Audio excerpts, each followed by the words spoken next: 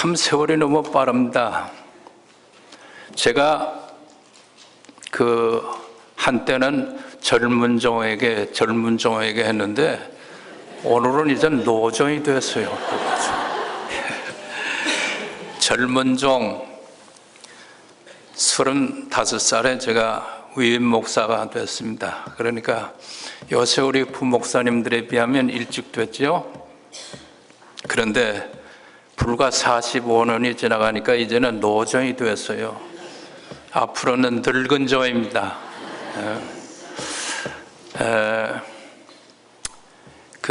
일부 예배 때는 제가 오늘 이게 어제 바로 토요일 날 이 이빨을 좀 고쳤어요. 그랬더니 이거 다녔으니까 옷에 그래서 입이 잘 놀라지질 않더라고요. 이렇게. 근데 일부 예배 끝나니까 이제 조금 돌아오는데요. 오늘 제목이 뭡니까? 누가 참다운 신앙인인가?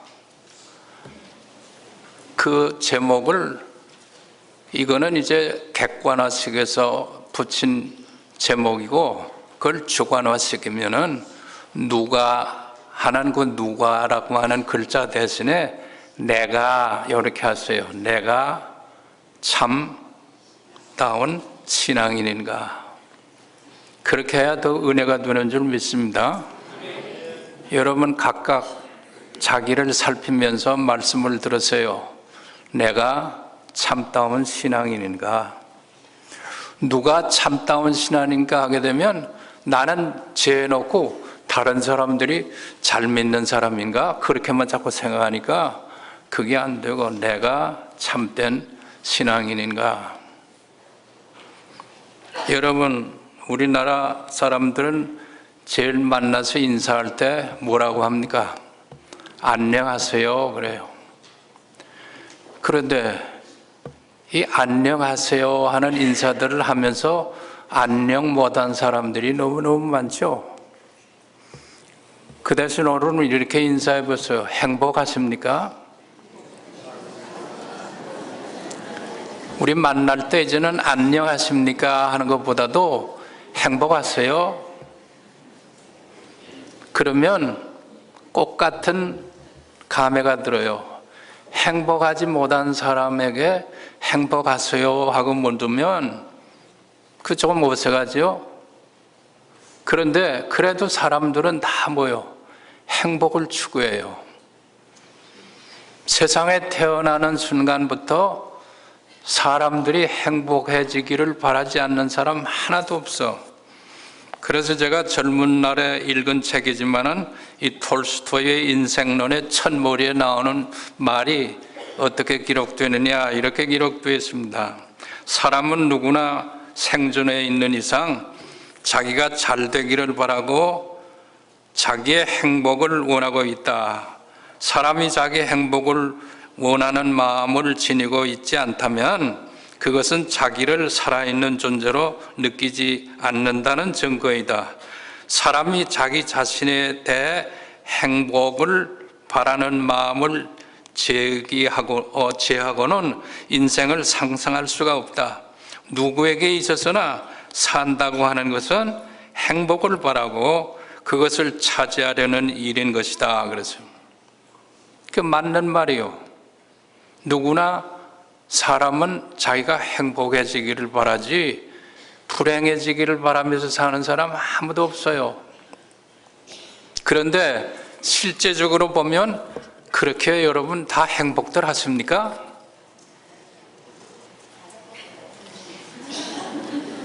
여러분 지금 행복하세요? 참 다행입니다. 행복하니까. 그런데요 우리 주변에 보면 행복하지 못한 사람들이 너무너무 많아요. 그래서 행복하십니까? 라고 물을 때 예 라고 대답한 사람들은 조금 과장되거나 아니면은 불어 그렇게 얘기를 했거나 전혀 행복하지 않은 사람이 말로라도 행복하자고 그래야지 해서 행복을 하다 그랬거나 아니면 목사님이 그렇게 물어보니까 행복했지. 그러나 실제 생활 파고 들어가 보면 행복하지 못한 사람들이 더 많아요. 그러면 그 문제가 어디에서부터 기인이 됐을까요? 왜 우리들이 행복을 추구하면서 행복하지 못한 삶을 살아야 하느냐? 그 문제가 누구에게 있습니까? 사람에게 있어요. 동물들에게 있는 거 아니에요. 사람이 일평생 살면서 행복해지기를 추구하지만 행복해지지 못하는 것은 누구 때문이냐? 사람 때문이에요. 그러면 이 사람의 문제에서 행복해지려면 어떻게 해야 되겠느냐 하는 거예요. 그러니까 여러분, 이 사람의 문제에서 사람이 행복해지게 되려면은 어떤 사람은 정치를 잘하면 다 국민들이 행복해질 것이다. 또 어떤 사람은 경제적으로 다 골고루게 잘 살게 하면 다 행복해질 것이다. 그리고 과학물질 문명이 발달하면 그 속에서 사는 사람들이 다 행복해질 것이다. 이렇게 생각하지만은 정작 여러분 따져보면 사람은 사람들과의 관계에서 문제가 해결되지 않는 이상 그것은 자기 자신에게 얘기입니다. 내 자신이 변화되지 않는 한 행복해질 수가 없어요. 그러니까 여러분, 내가 행복합니까 할 때 여러분 행복합니다 라고 얘기한 사람들 가만 보면 여러분, 우리 주변에 나같이 사는 사람들 가운데도 왜 행복해지지 않느냐 할 때 다 보여. 이 사람과 사람의 관계라고 하면서 또 따져보면 그것이 내게 문제였어, 내게. 그러니까 오늘 우리들이 이 말씀을 통해서 이 누가 참된 신앙인인가 라고 할 때 그 말을 소화해서 해석을 하면 내가 참된 신앙인인가 라고 되묻게 되고 그 되물은 물음 속에서 내 자신을 진실되게 반성하면 나 아직까지 행복한 사람이 못 되었구나. 나는 아직까지 참된 신앙의 사람이 아니었구나 하는 것을 자연히 발견하게 돼요. 그래서 우리가 제일 처음에 이 예수님과 이 니고데모와의 관계에서 이 문제를 생각해 보게 됩니다. 어느 날 니고데모는 우리가 이미 다 알기 때문에 그 스토리는 생략합니다. 예수님께 와서 당신은 위에서부터 하늘로부터 내려온 사람이 아닐진대는 이 많은 기적들을 행할 수가 없는 걸 내가 아나이다 그랬어요. 그래서 당신은 하늘로부터 온 선생인 줄 내가 아나이다 그랬어요. 그랬더니 그 질문을 받은 예수님이 대뜸 뭐라고 얘기하냐면 사람이 거듭나지 않으면 하나님 나라를 볼 수 없다 그랬어요. 이게 굉장히 논리적으로 비약입니다. 그 몇 가지 단계를 거쳐야 이 질문이 나오는 것을 예수님은 아예 한꺼번에 갖다가 던져버렸어요. 네가 나를 그렇게 보느냐? 네가 나를 하늘로서 내려온 무슨 유명한 선생인 줄 아느냐? 내 눈에는 내가 아직까지 그렇게 보이느냐? 내 눈에 내가 아직까지 참된 사람, 참된 내 자신이 어떠한 사람인가를 깨달아 알려면 너는 다시 한번 태어나야 돼. 너 다시 한번 born again 해야 돼. 사람들이 거듭나지 않으면 결단코 하늘나라를 들어갈 수가 없다 그랬어요. 그러니까 이 니고데모가 또 뭐라고 얘기했냐? 또 엉뚱한 말합니다. 아니 내가 이제는 늙었는데 다시 태어나라니 그러면 내가 또 다시 한번 어미 뱃속에 들어갔다 나와야 합니까? 또 그랬어요.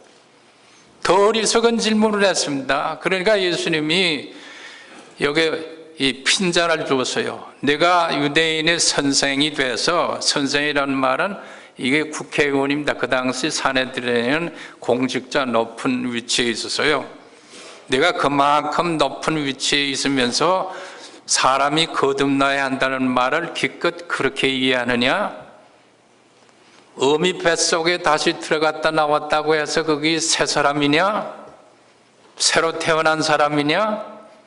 육에서 난 것은 육이고 영으로 난 사람이라야 그게 새 사람이니라 그랬어요. 자, 여러분도 어떻게 생각하십니까?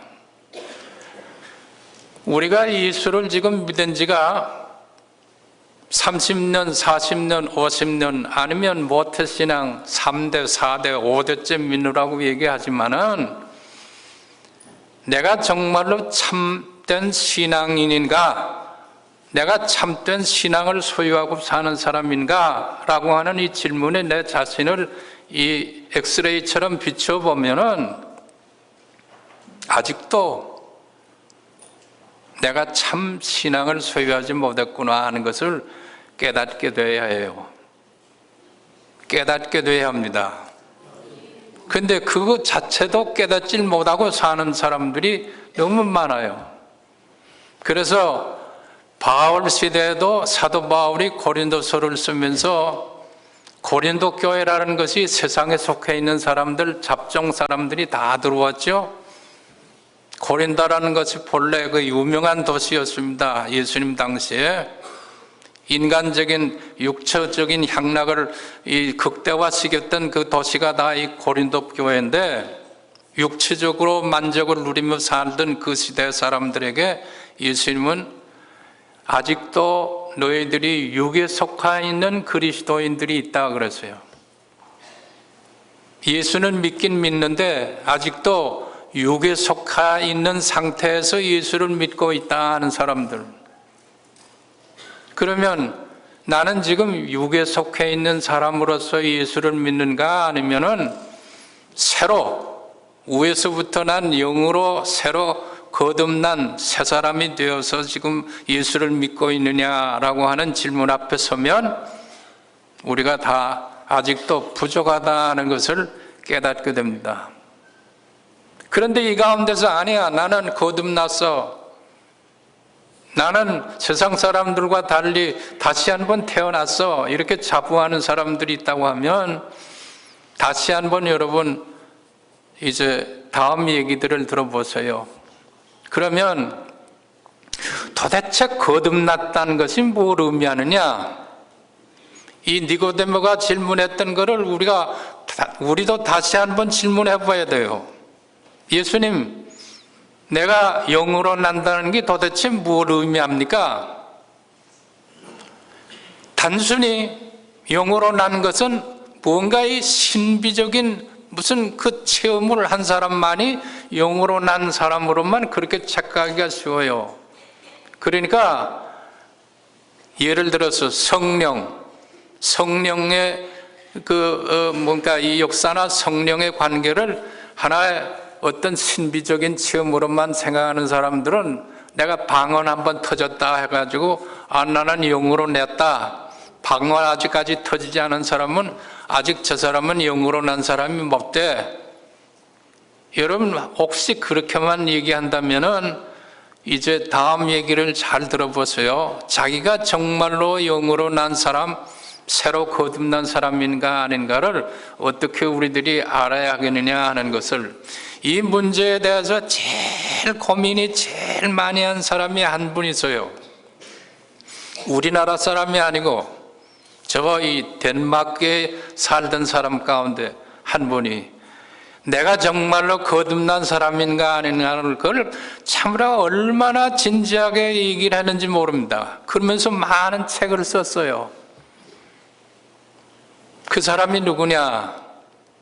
사람의 이름까지 알릴 수도 있겠지만 좀 어려울 수도 있지만 저는 젊었을 때 대학에 제가 전공이 철학입니다. 그 당시 우리가 대학 시절에 이 실존주의 철학에 대한 그 영향이 한국에 많이 퍼졌을 때 이 사람의 책을 제가 다 읽었어요. 정말의 이 키엘케코어라고 하는 사람은 내가 정말로 하나님 앞에서 단독자로서 부끄러움이 없는 참된 신앙의 사람인가 하는 것을 진지하게 생각하다가 어떻게 결론을 내렸느냐 하게 되면 그가 결론을 내린 걸 그대로 제가 한번 읽어드릴게요. 뭐라고 얘기를 했느냐. 여기 보니까 신앙이란 그리스도와의 동시적으로 사는 바의 일이다 그랬어요. 신앙이란 그리스도와의 동시적인 삶이다. 이해가 됐습니까? 믿음이란 예수님과의 동시적인 삶의 인격적 관계라. 여기 좀 더 추가하면 그랬어요. 그러니까 신앙이라는 것은 그리스도와의 동시적인 인격적 삶의 관계이다. 그래서 구디 영어로 얘기하면 그리스도와의 관계 속에서 인격적으로 관계하는 그 관계가 언제나 now, 언제나 현재 그리고 here, 여기서 그리스도와 인격적 관계. 그러니까 내가 어디를 가든지 학교에 가면 학교에서, 공부를 하면 공부하는 시간에서, 장사를 하면 장사하는 내 자판기 앞에서, 손님을 대하는 사람은 손님을 대하는 그 관계 속에서 현재 지금 예수님과 내가 인격적으로 관계하면서 살아가느냐 하는 그것이 참 신앙이다 그랬어요. 그러면 여러분, 내가 돈을 좀 벌었다 생각해 봅시다. 이 돈 번 것을 여러분 하나님이 나에게 축복해 주었다 그래가지고 그저 나만 사용하고 나만 위해서 모든 걸 소비했다면 그건 예수님과는 그 전혀 없죠. 내가 지식을 많이 소유했는데 이 지식을 내 명예만 날리기 위해서 나의 모든 출시하는 도구로만 사용한다면 그거는 예수님과는 아무 관계 없죠.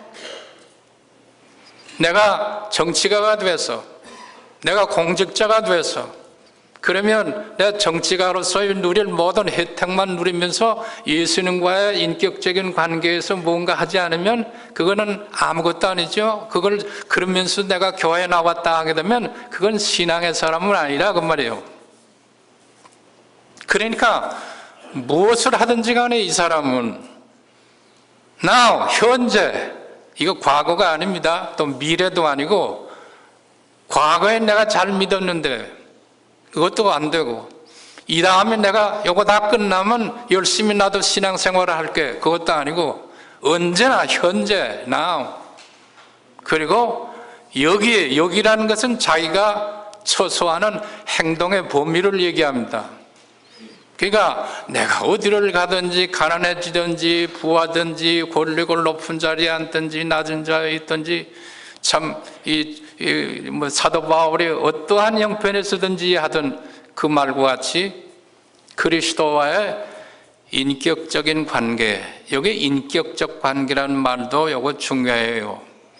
어떤 그런 이 관념적 관계로만 예수님과의 관계를 맺는 사람들도 있습니다. 또 무슨 이 종교적인 그런 관계 속에서만 예수님을 만난 사람도 있고요. 또 어떤 사람은 이 전통적인 교리적 관계에서만 예수님과 관계를 맺는 사람들이 있어요. 그러니까 이 예배당에 와서는 예배드리는 이 순간 한 시간 동안에는, 또 말씀을 듣는 이 한 30분 동안에는 예수님과의 관계가 형성된다고 할지라도 축도하고 아멘하고 이 교회 뜰밖에 나가면 그 다음에 또 예수님과 관계가 없어져. 그러면 그런 사람들을 거듭난 사람이라고 안 해요. 그거는 육에 속해 있는 사람, 아직도 육의 지배를 받으면서 사는 사람들. 그러니까 여러분, 영으로 난 사람이라, 영의 지배를 받으면서 영과의 모두 예수 그리스도와의 관계가 언제나 인격적으로 생활하는 사람들이 거기 거듭난 사람이지, 뭔가 이 신비로운 이 체험을 한 사람이 거듭난 사람이 아니다 그 말이에요. 그래서 오늘 이 킬킬콜이 얘기한 말을 제가 왜 인용하느냐 하게 되면 우리 한국의 크리스찬들이 이 거듭남의 문제에 대해서 잘못 이해한 사람들이 너무너무 많아요. 거듭남에 잘못 이해하게 되면 그처럼 불행스러운 일이 없습니다. 그래서 여러분, 종교가 올바른 의미에서 신앙으로 들어서지 아니한 잘못된 종교관을 가지거나 신앙관을 가진 사람처럼 더 불행한 사람들은 없어요. 종교가 도리어, 신앙이 도리어 불행을 만들어 버렸어요. 여러분, 아까도 얘기했습니다만 행복하십니까? 할 때 여러분, 우리 참된 거듭남에 사는 사람들에게는 어떤 형편에서든지 그리스도와의 현재적인 여기에서의 인격적 관계를 유지하는 사람들에게는 불행이라는 것이 있을 수가 없죠. 그래서 사도 바울은 내가 어떠한 형편에서도 자족하기를 배웠다 그랬어요. 빈곤에서나 부한데서나 또는 영화로운 자리에서나 또는 가난한 자리에서나 그리고 메맞는 자리에서나 아니면 옥에 갇힌 자리에서나 내가 이제는 일체의 비결을 배웠다 할 때 그 일체의 비결이란 뭐냐? 언제 어떤 경우에서든지 예수님과의 이 자리에서의 인격적 관계를 나는 지금 유지하게 됐다 그 말이에요. 여러분, 신앙생활이 이렇게 되시기를 바랍니다.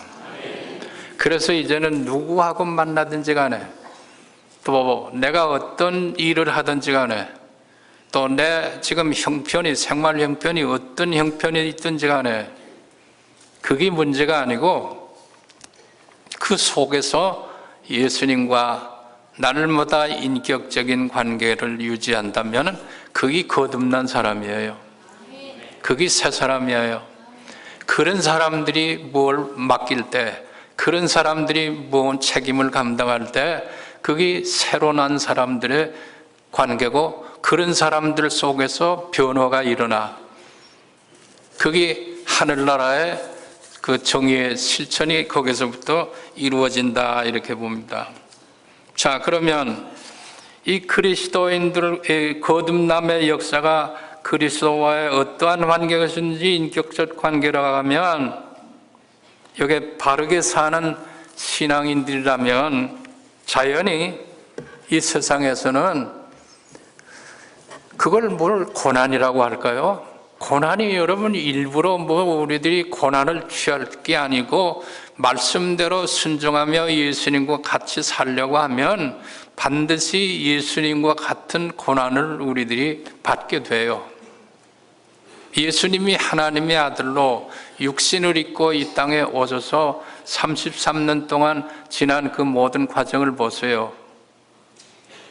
왜 그분이 그런 고통을 당하고 마지막은 왜 그분이 그런 십자가에서 그 비참하고 그 처참한 모욕과 그 아픔을 다 참고 내가 마지막까지 승리하고 이제는 다 이루었다.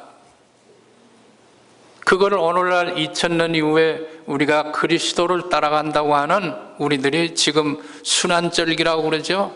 지금 그분이 당한 고난을 40일 동안 묵상하면서 우리도 주님을 닮아 주님과 함께 몽해를 매보자 하는 그런 취지로 지금 지나는 게 교회들이 지나는 사순절이 아닙니까? 그래서 그렇게 사는 사람들에게 결국은 뭐요? 마지막에 사도 바울은 내가 거듭남의 흔적이 내 몸 안에 있다 그랬어요. 거듭남의 흔적이 내 몸 안에 있다는 것이 그게 뭐예요? 육체 속에 내 예수님과 같이 동거동락한 그 인격적 관계의 흔적이 내게 남아있다. 그거는 직설적으로 얘기하면 루스드로냐 이고니온에서 예수님이 돌탕에 맞았던 일이 있어요. 여러분, 예수 때문에 돌탕에 맞아서 살점이 찢기고 뭐이 다 부러졌던 거, 거기 이 다음에 아모니까 여기에 허물이 남아있거든요. 그래서 나는 예수의 흔적을 내 육체 속에 가지노라. 이후로는 나를 더 이상 괴롭히지 말라고 바울이 그런 고백을 했죠. 자, 그렇다 하면 다시 되돌아갑시다. 오늘 제목을 건 걸로 내 자신을 살펴보세요. 내가 참된 신앙인인가 할 때 내가 거듭남의 흔적이 있는가 하는 거예요. 여러분, 예수 믿은 지 얼마나 됐습니까? 교회 직분 맡은 지 얼마나 됐습니까? 결국은 이 문제 앞에 내 자신이 진지해지면 진지할수록 나는 부족한 사람입니다 하는 걸 느끼지 아니할 수가 없어요. 여러분, 거듭남의 흔적이 우리 육체 생활 속에 지금 남아있는 분들이 계십니까?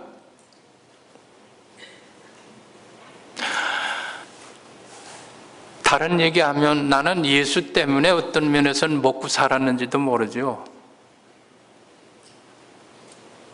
또 오늘 이렇게 나와서 예배를 드리는 것도 예수 때문에 뭔가 좀 고통도 덜하고 그리고 내 생활이 좀 더 달라지기를 원해서 나오는 사람들도 많겠죠. 아픈 사람은 병 낫기를 원할 것이고 가난한 사람은 좀 부해지기를 원할 것이고 그리고 세상에서의 생활이 너무 텁텁하고 탁탁한 사람들은 좀 자기 생활의 윤활유가 흐르기를 원하면서 이 자리에 나오는 경우도 많겠죠. 그거 우리 육신에 속한 사람들의 일반적인 공통성일 거예요. 그러나 그 자체가 우리들이 나쁘다 하는 걸로만 끝나면 아무것도 아니요. 그런 과정 속에서 이 자리까지 나왔을지라도 니고데모의 어리석인 질문을 우리들도 같이 예수님 앞에 반복해서 했다고 할지라도 이 순간 이 정말의 퀴엘케고르같이 자기 자신을 하나님 앞에서 적나라하게 반성하면서 얻은 결론처럼 내가 지금 현재 이 자리에서 예수님과의 모든 관계를 지금 유지하고 있느냐 하는 이 질문 앞에 진지해지면 진지할수록 우리는 자기 자신은 부족하다는 것을 느끼게 될 수밖에 없어요. 그런데 그런 생활을 유지할 때 결론적으로 우리들에게는 흔적이 남게 됩니다. 흔적을 일부러 남기려고 해서 흔적이 남는 게 아니고 자연히 그리스도와 함께 멍에를 메고 그리스도를 배워가려고 하면 흔적이 남게 돼 있어요. 여러분, 저는 오늘 이 설교 말씀을 가만히 준비하면서 내 자신을 되돌아보지 아니할 수가 없었어요. 근데 내가 잘나서 한평생 목회를 해서 원로 목사가 된 것은 절대로 아니었구나 하는 걸 깨닫게 됩니다. 우리 부모님의 예수 그리스도와 함께 살아온 흔적이 아들대에 와서 그게 결실을 맺었다. 나는 그저 그렇게 보아요. 내가 이 원고를 준비하면서 마음속으로 눈물을 흘린 게 있는데 1950년 12월 5일 대동강변에서 우리 어머니하고 헤어지면서 사실 어머니하고 우리 아주머니 두 분이 조카 하나 있었는데 그거 같이 나왔으면 아마 지금까지 같이 지냈을 거예요. 근데 우리 아버님이 교회를 목회하다 보니까 이 남자들은 그 6.25 때 전부 다 남으로 나오기도 하고 또 이제 군대 끌려가기도 하고 국군으로도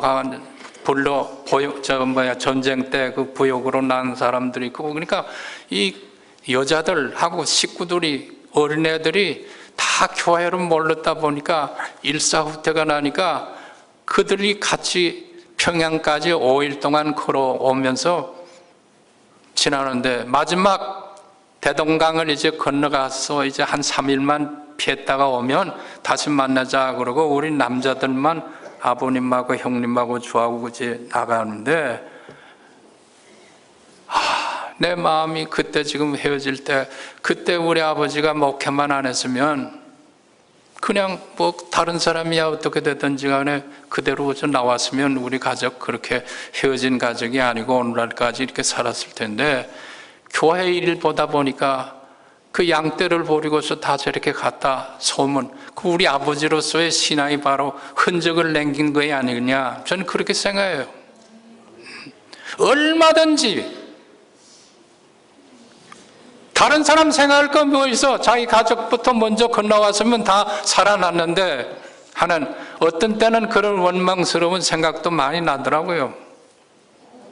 그런데 지금 와서 보니까 이 다음에 주 앞에 설 때 세상에서 주님과의 관계 속에서 흐르는 눈물이 얼마인지는 우리는 주의 병에 담겨진 것들이 다 있다고 했는데, 그때 그날의 평가를 받을 것이지만 지금으로 생각을 해봐도 예수 그리스도와의 현재 여기서 인격적인 관계를 유지하려다 보니까 받은 그 상처, 그것이 우리 흔적으로 남는 것은 무슨 바울 사도와 같이 무슨 이렇게 이 육체가 찢어졌다 무너지는 그런 흔적만이 아니고, 믿음으로 살려고 하다 보니까 양보하고 희생하고 그리고 포기한 그런 것들이 있으면은 그게 바로 예수의 흔적이 아니겠는가.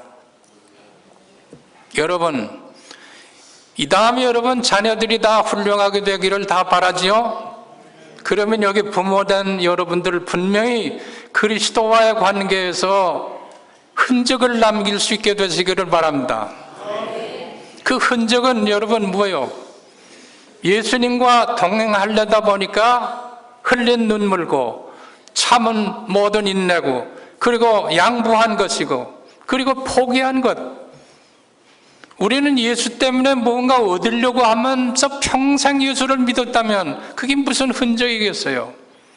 예수 믿었기 때문에 내가 그걸 포기했어요.